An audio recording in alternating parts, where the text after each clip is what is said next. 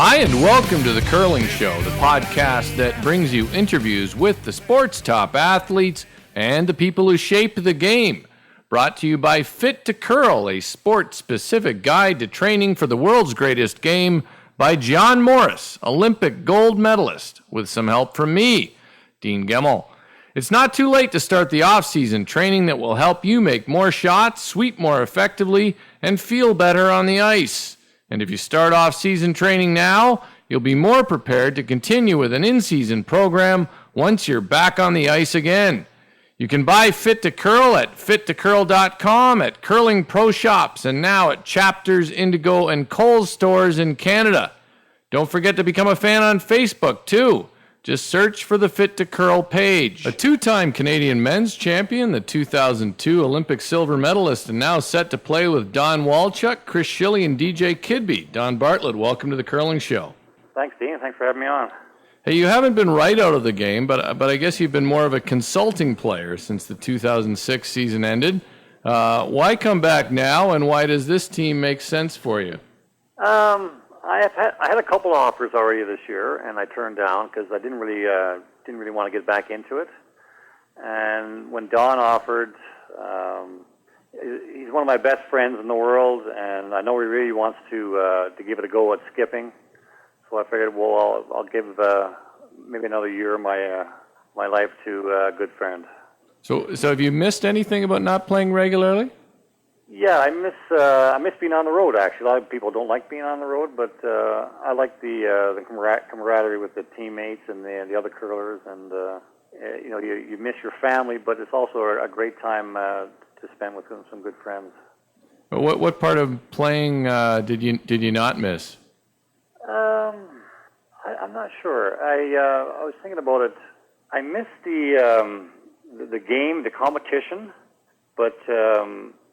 Like our last few years with Kevin, pretty well every game we played had some meaning to it, and I don't miss that. Like every single game you play is of huge importance, and you're working for the trials or the Brier or something, and you're getting points.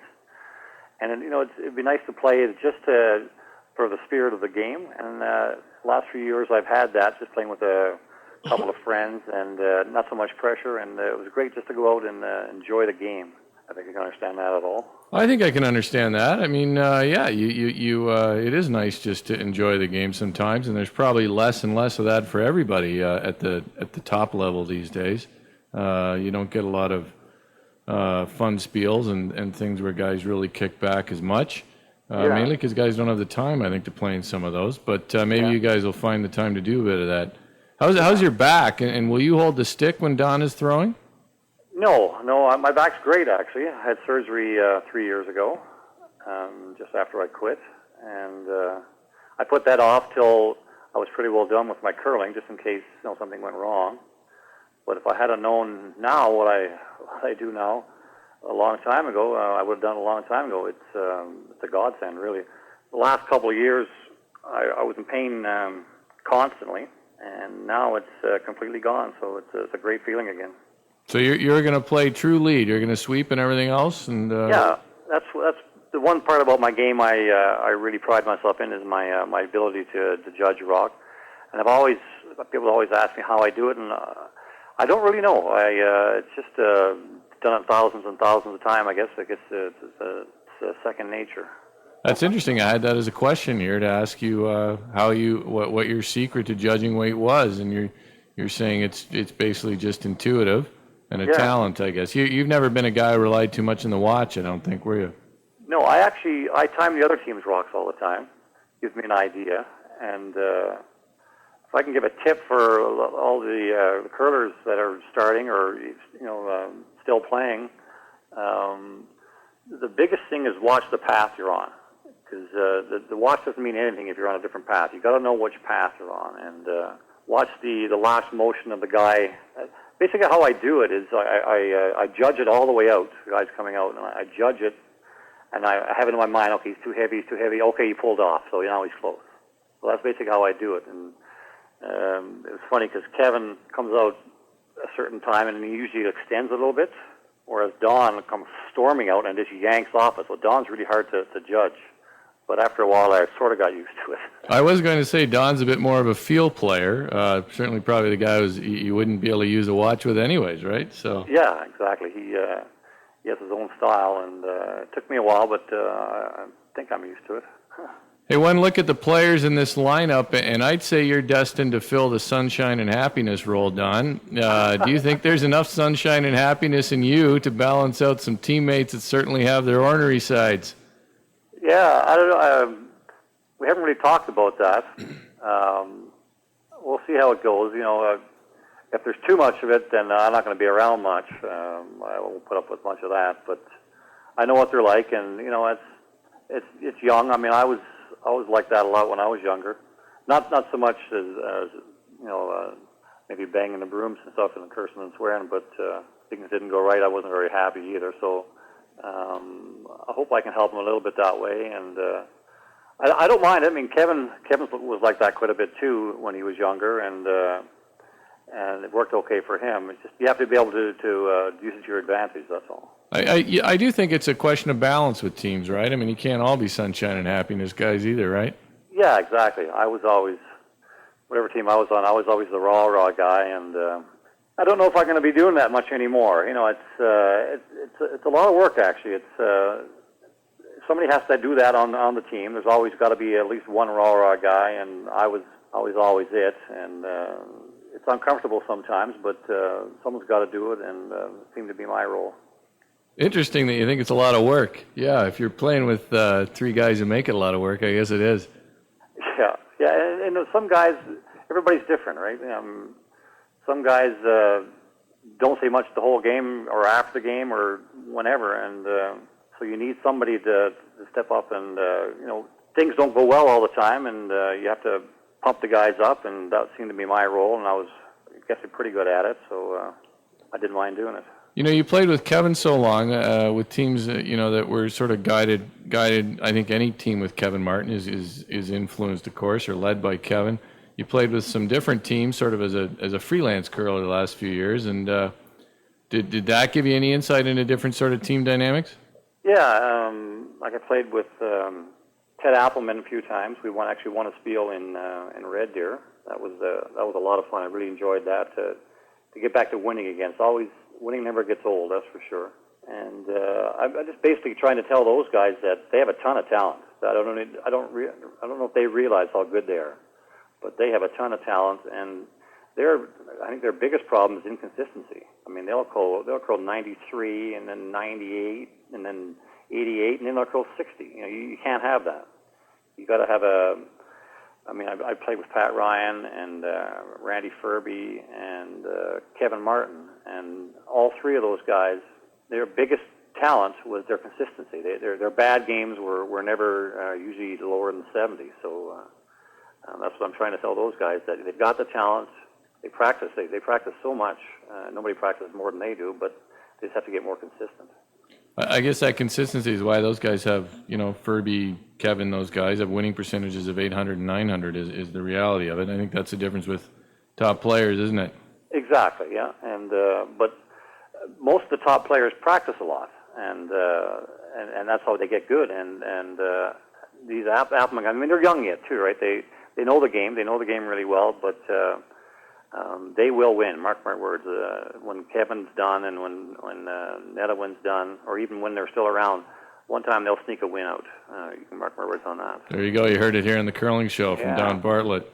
Hey, we all know you played with Kevin for years, one of the longest partnerships in high-performance curling. When you watched Kevin and his team win gold in Vancouver, what sort of emotions went through you? Yeah, I've been asked that a lot, actually. And the first thing, if I can be honest, I was so happy for him. I was actually crying. I know what it meant to him, and I tell you, nobody prepared more for the last 8 years. Well, for Kevin, it's been an 18 years thing. In '92 was when we first tried at it in the Olympics, and he's been going at it for 18 years, working his ass off. And he goes to the gym. I've seen him in the gym. He goes for like an hour and a half, 2 hours, and he works hard in the gym, 3-4 times a week in the summer. And he just pours sweat when he's done. And he works hard, and he deserved what he got, I'll tell you. People don't realize that Kevin was doing the fitness thing years ago. Actually, he's always been big on that. Richard Hart is honest enough to admit that his silver from 1998, however, still chafes. The difference between silver and gold for you was just a few inches. How did you reconcile that? It took me a while, actually. It took me 8 months of. What was there? There was a defining day after 8 months that got you over the hump. Yeah, I don't know what it was, but I know it was 8 months. I don't know how I knew it was 8 months, but 8 months of a lot of drinking that got me through it. To play that long. I've been playing for 37 years now, and it was always been my goal to be a world or Olympic champion. And Kevin and I had 4 cracks at it, and I'm glad he's finally got it done. He's got both now. He's got a world and an Olympic medal, gold medal. So I was truly happy for him. I was pulling for him, and I knew he'd do it. People were asking me how do you think he's going to do, and a lot of people were doubting, you'll choke again. And no, you don't understand. This has been a lot of work for him, and he's going to do it this time. I just knew it was going to happen for him. I was so happy. Yeah, they certainly seemed prepared this year. Speaking of preparation, how much different do you think it is for the Canadian teams that go to the Olympics now, the preparation they get from Canadian Curling Association and from the coaching staffs? How much different is that preparation than what you guys had in 2002 or in 1992 when curling was still a demonstration sport? It's probably more. Obviously, it's more, especially for '92. But although you guys had Jules Oucher still then, right? Kevin's had him since 1983 or 84, and actually, I got a quick story for that. Absolutely, Don. Yeah, I read Jack Nicklaus' book. I don't know what it was, but he mentioned that he'd be on tour, and they'd be gone for 3 or 4 weekends sometimes, and you develop bad habits, and you're good enough that you can correct it, right? But he would come back from his 3 or 4 weekends on tour, and he'd see Jack Grote, who's his swing coach, and he'd make Jack hit a few balls, and right away he could fix what Jack's problem was, and then away he goes again, right? Well, that's exactly the same as what Kevin Martin has with Jules. And to have a guy like that, curling is very, very similar. It's very technical, and you can, over the years, you get experience. So you have a bad slide or whatever, and you can fix it, right? And, two wrongs sometimes make it right. But to have a guy like Jules, so you can go out and then just 2 slides is all it takes for Jules to fix Kevin. And to have a guy like that, I know he helped me. I'm a much better curler than I was because of Jules Oucher, and I know Kevin Martin. It's a huge advantage, and more people should use technical coaches, I think, than do. I know a lot of teams don't have a technical coach; they'll have a strategy coach and other coaches. But I think the best thing you can do is get yourself a really good technical coach. And Kevin always said, and Jules always said, that when the pressure shots came, you didn't want to worry about your delivery. That's the last thing you want to worry about. And if you had that straight, then all you had to do is basically slide out and hit the broom. So it's very invaluable. I couldn't agree more, actually, that technicians are what we really need in coaches in curling. I've always been convinced that if we had a club structure that supported it and every club had a curling pro who was good, we'd see a lot better curling at all levels. Yeah, and the CCAs with their teaching, their certificates you have to have and everything, and they make people go. I know what their purpose is. They want to get good coaches and proper coaches, but they make too much work. I know I tried doing it. I tried doing it about 15 years ago, and you've got to go through a lot of weekends, and a lot of people don't have that time to spend. So if they could make it easier for people who want to volunteer to do it, it'd be better, I think. Yeah, that's always a subject of debate. I guess there's some need for some certification, but it does seem like it can clog things up at times too. Hey, you saw another former teammate, Carter Rycroft, win a world championship last year. How did that go for you? Well, I was on holidays at the time, but I always knew that Cooey was a great curler. I remember seeing him 15 years ago on tour, and he was playing with John Morris for a few years and other guys, and skipping himself sometimes. And And I think, other than Kevin, he's the best run back guy in the game.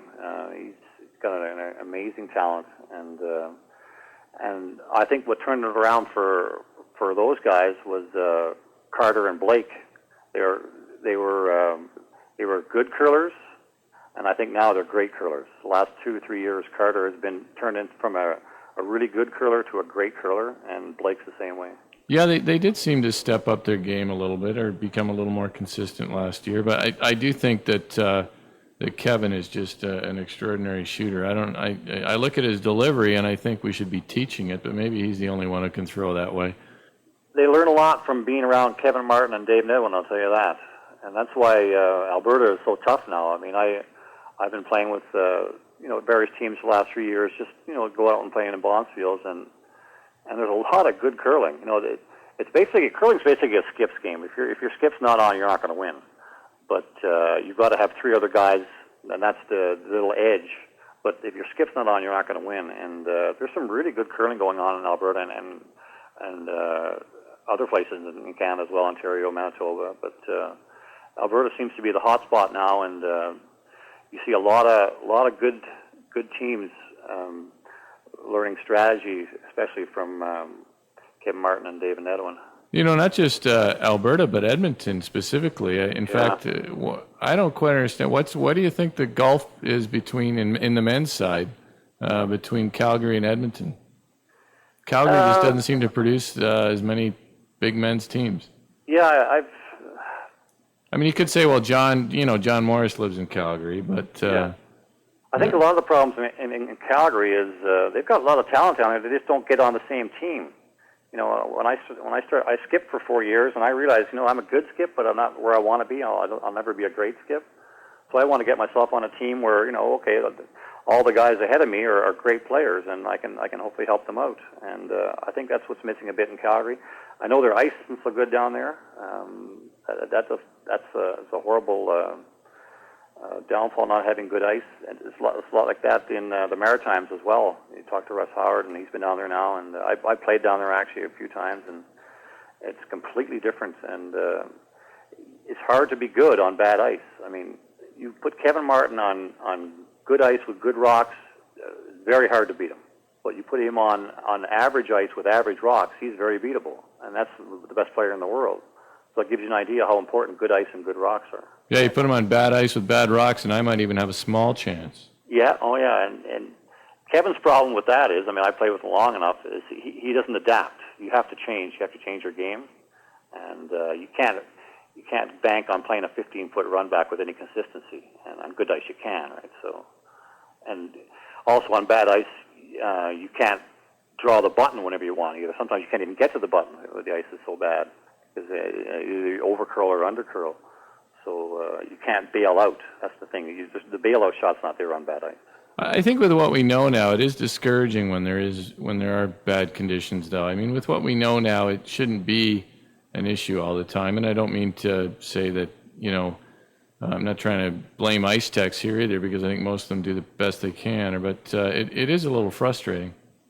Yeah, Mark Shirk's the best thing to happen to the tour in a long time. Every time we play on arena ice and the slams, it's just exactly the same. You show up, it's 14.5, 15. It's curling 4 feet each way. It's easy to make shots. It's hard. It's actually hard to miss. You've really got to throw it bad to miss a shot on arena ice. Yeah, it's funny. I talked to Earl Morris last year, and he talked about the time that he spared, actually, for Pat Simmons once when they all got hung up like 4 or 5 years ago.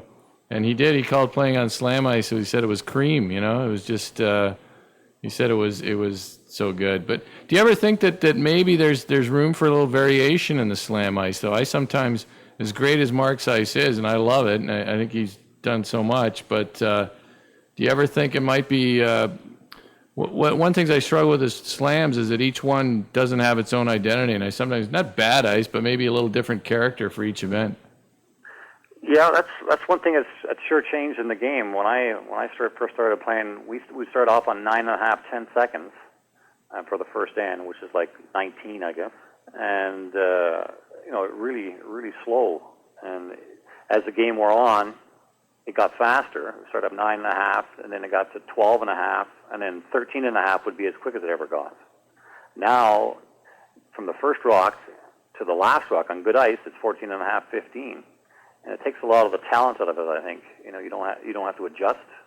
All your draws, especially, are all the same, and especially playing lead. I mean, probably 19 of my shots are draws every game, and it's tough to miss a shot. Really, you see all the guys making freezes all the time, and then after a while, it gets pretty easy if that's all you're doing.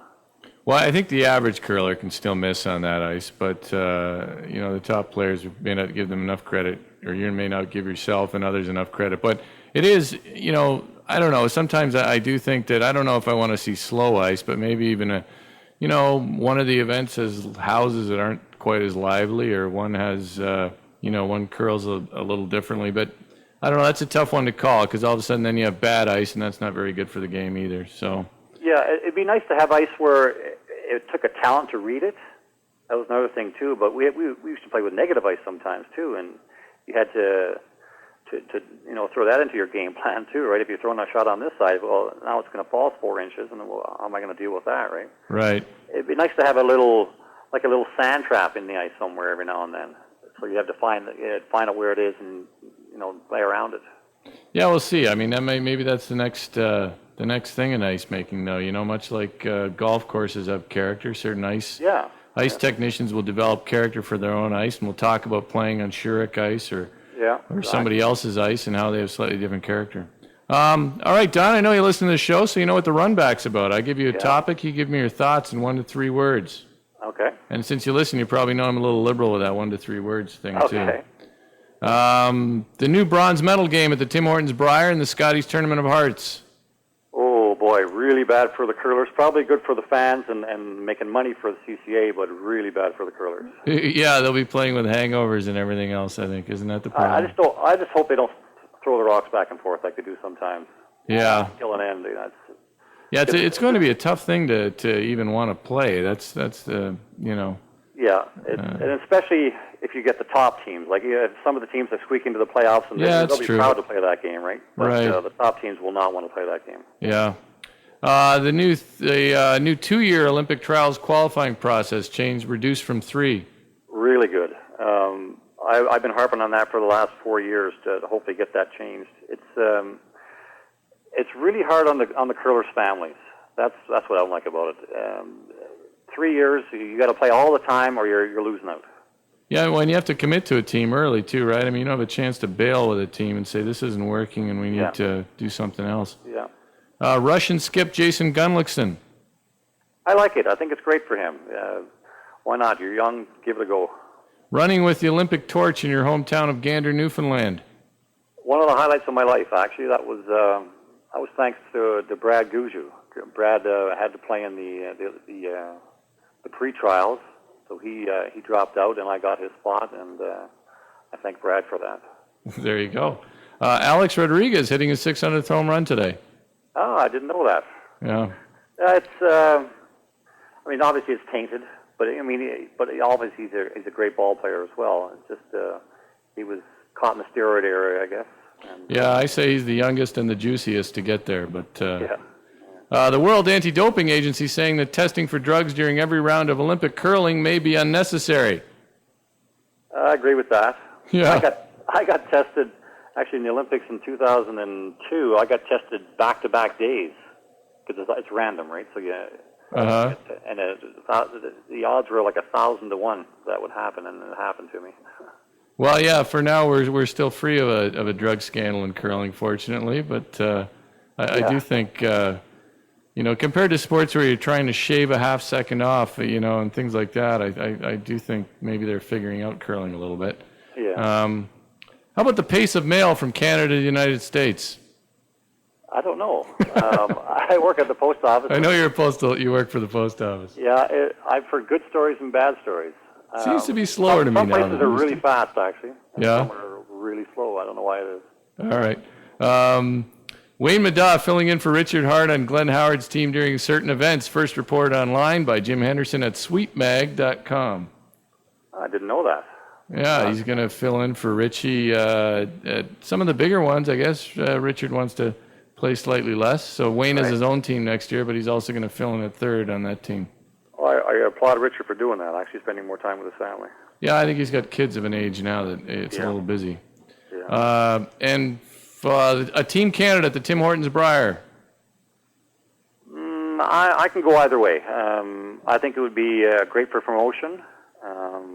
It would, if you look at the teams that win the Brier, most of them are from Alberta, Manitoba, or Ontario. So it gets if one of those three would happen to win again, you get another really good team in there, which is good, and it helps those provinces send another representative, which would be good as well, I think. What about the relegation pool they're talking about? Yeah, I don't know about that. That's tough. I mean, as long as I guess you can win your province and then still get your Purple Heart, it wouldn't be too bad. But I think it takes some of the tradition away from the game. It's nice having the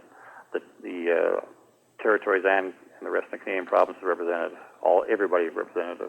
I guess I don't mind it too much if you win your province and your province is in the relegation pool, but you still have a way that season to play your way in, which is I think what they're talking about. That to me doesn't seem that bad.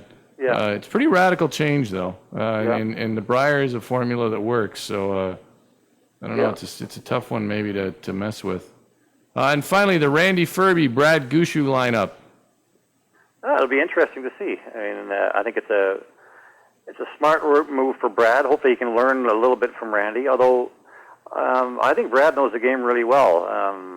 But there's definitely more. You can always learn. I mean, up until the time I quit, I was still learning. You still learn a little bit every now and then. And for him to pick up Randy, I think it's smart for him, and it's smart for Randy to get on a good team as well. I think it's a win-win. It is sort of interesting, though. People talk about Brad as learning from Randy. I mean, Brad's pushing 30 now, I think, if he isn't, and has had some big wins. So, but of course he did, he won, in 2006 with Russ and the T. So maybe there's, like you say, there's always more to learn, isn't there? Oh yeah, and most of if you look back at the skips that have won the Brier, most of them are about 32 to 34, their first time they win the Brier. That's right. So Brad's getting to that age now, and he's definitely at his peak or close to his peak. All right, Don, we give everybody a chance here to name their sponsors. I don't know, do you guys have anybody lined up yet that you want to mention? Actually, we just set on our sponsorship package. We don't have any yet. So anybody who wants to sponsor the Don Walchuk team, curlingchamp@hotmail.com is my email if you want to give us a shout. That's curlingchamp@hotmail.com to sponsor the Don Walchuk team. What's that? I'm giving you a little plug there, Don. That's curlingchamp@hotmail.com to sponsor the Don Walchuk curling team. Right, yeah, and I appreciate it. And I'd like to mention Bruce Saville, if I could. Sure. What he's done for Kevin Martin and when I played with Kevin, it's just, you can't beat it. It's just to have a sponsor that good, priceless, I'll tell you that. And what Bruce has done for curling in Edmonton and throughout Canada. Done for curling as well. It's not only Kevin Martin's team, but when Brad was starting out, I told Bruce, I said, if you can ever get some money to Brad, because he's at a definite disadvantage living in Newfoundland, and he ended up sponsoring Brad, Brad's very talented, but Bruce's sponsoring him really helped him out, gave him an extra push, and it's huge to have sponsors. So if there's any sponsors out there listening, sponsor a young team. It's a huge step for them. That's one of the biggest puzzles in winning is having a good sponsor. Even $5,000-$10,000. It's really helpful. Just don't sponsor those old guys like Bartlett and Walchuk, right? Yeah, it's a waste of money. I think what most guys like to really sponsor is a young women's team. That's probably the best corporate PR you can get. Yeah. But anyways, Don, thanks. I appreciate it. It's good to have you on. I know a lot of people wanted to hear from you. So take care. Enjoy the rest of the summer, and good luck next season. Thank you very much, Dean. That's Don Bartlett on The Curling Show. It may be August, but it's not too late to get in shape for next curling season, even if it means breaking away from the deck at the cottage for an hour to work out. Train smart for your favorite sport by following the programs in Fit to Curl by Olympic gold medalist John Morris. Available at fittocurl.com, at your favorite curling pro shop, and now at Chapters Indigo and Kohl's stores in Canada. As always, thanks for listening. Here's the sound I like to work out to. Black pudding. Don't you know it's hard for me to see things that I cannot find? How can I tell if it's a dream or just all in my mind?